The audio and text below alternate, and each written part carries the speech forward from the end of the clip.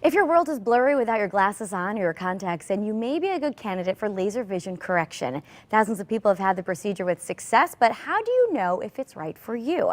Here to discuss options at Liberty Vision are Dr. Jeffrey Gold, a board-certified and award-winning ophthalmologist, and his patient, Orlando Rodriguez. Nice to have you both here. Thanks for having us. Doctor, let's start with how satisfied people are with laser vision correction usually. I'm glad you asked. There's a brand new study that has just come out, which I'd like to bring to the attention of your audience. And it's a multiple country study. It's international, 20 sites in the United States and 3 international sites. And they've spoken to hundreds of people who have contact lens history, eyeglass history, and laser vision correction history. And I'm not going to bore your audience with statistics, but the conclusion was that 93% of the people who have had laser vision correction after wearing glasses or contacts felt that the laser vision correction was better for them. They were more satisfied, less night vision problems, et cetera, et cetera. So it's incredibly more safe. That's a solid A rating, a 93, right? Yeah. Orlando, why did you choose to see Dr. Gold? Tell me about your vision before you had the procedure.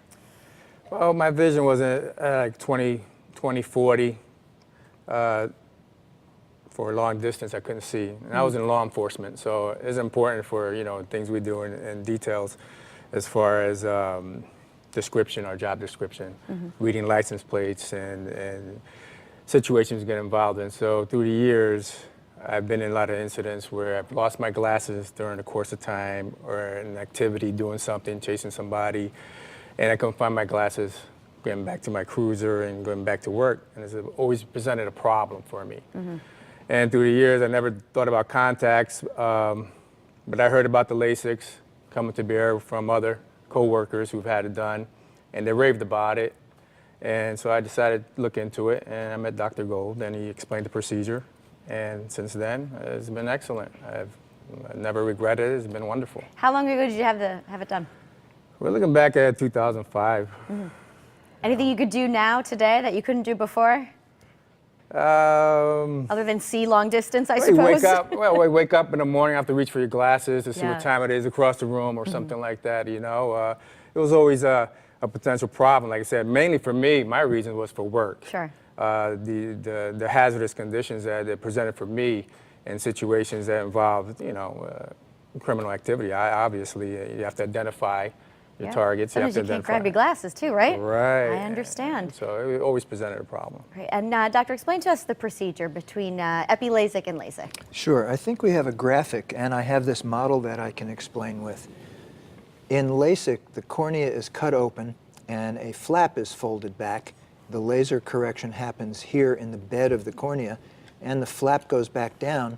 The edge seals overnight, but what we learned for sure in 2011 is that from the inside of the flap to the outside of the bed never fully heals. So anybody who's had LASIK over the years, if they get hit in the eye just wrong and that flap comes loose, they've got 1 hour to find somebody to fix it.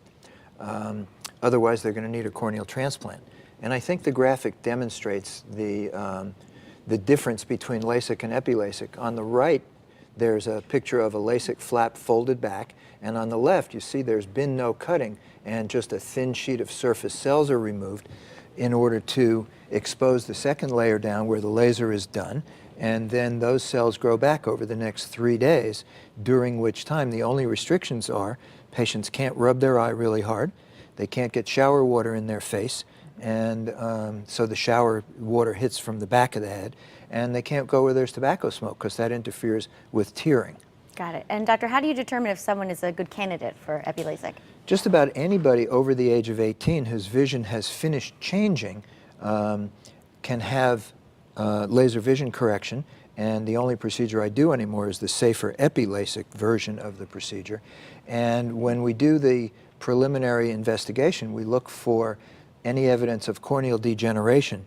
And if there is keratoconus or any one of a couple of other corneal degenerations, then it's not safe to do the procedure. But in the absence of those, then just about everybody can have the procedure done if they want to get rid of glasses and contact lenses. Sure. And doctor, talk to me about how patients see you right off the bat when they come to your office.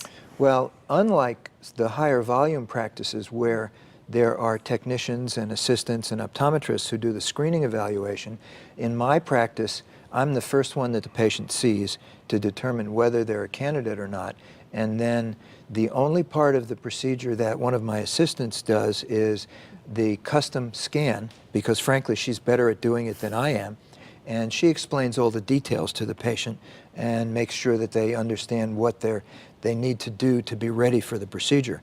But I do the surgery, I do the post-op care, and I'm the only doctor there.